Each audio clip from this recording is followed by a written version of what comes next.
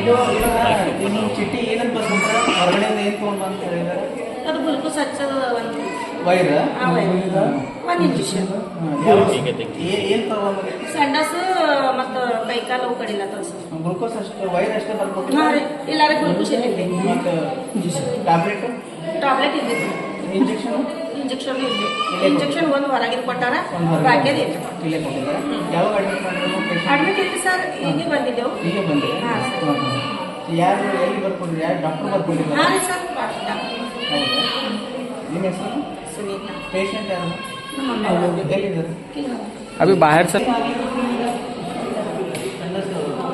ಯಾವಾಗ ಬಂದರೆ ಹಾಸ್ಪಿಟಲ್ಗೆ?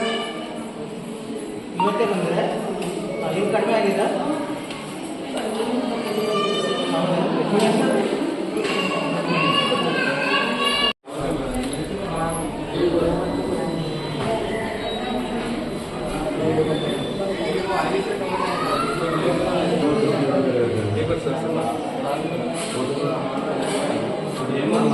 हो सिद्धेश ಕೊಡ್ರಿ ಸಿದ್ದೇಶಿಗೆ ಕೊಡ್ರಿ